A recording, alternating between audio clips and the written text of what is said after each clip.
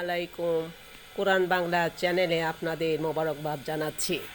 যাবতীয় প্রশংসা বিশ্ব জগতের প্রতিপালক একমাত্র আল্লাহর জন্য। আমরা তারই প্রশংসা বর্ণনা করি, তারই গুণ কীর্তন করি। কোন কালেমা মৃত্যুর সময় পড়লে জান্নাত ওয়াজিব হয়? নবী করিম সাল্লাল্লাহু আলাইহি সাল্লাম ফরমান, যেই ব্যক্তি মৃত্যুকালে কালেমা তাইবা লা ইলাহা ইল্লাল্লাহু মুহাম্মাদুর রাসূলুল্লাহ পাঠ করবে, তার জন্য জান্নাত ওয়াজিব হয়ে যায়। এবং সুস্থ বান্দা পড়লে উহা দ্বারা জান্নাতকে ওয়াজিব করার জন্য আরও বেশি উপযুক্ত হবে ফাজাইল আমল। মৃত্যুর সময়ে কোন কালেমা পড়লে যাবতীয় গুনাহ মাফ হয়? লা ইলাহা ইল্লাল্লাহু মুহাম্মাদুর রাসূলুল্লাহ কালেমার আমল।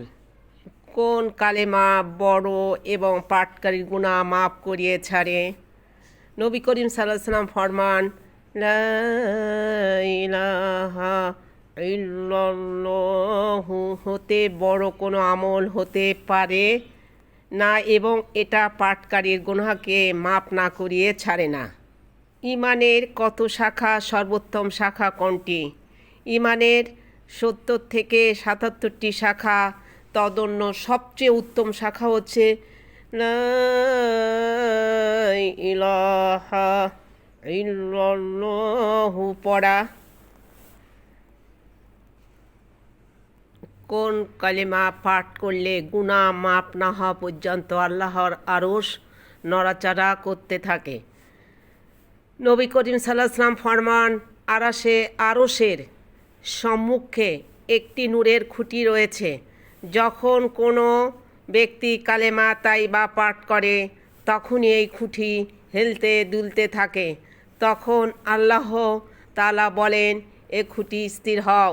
খুঁটি উত্তরে বলেন, আমি কেমন করে স্থির হব, অথচ তখনও পর্যন্ত কালিমা পড়নেওয়ালার গুনাহ মাফ হয় নাই।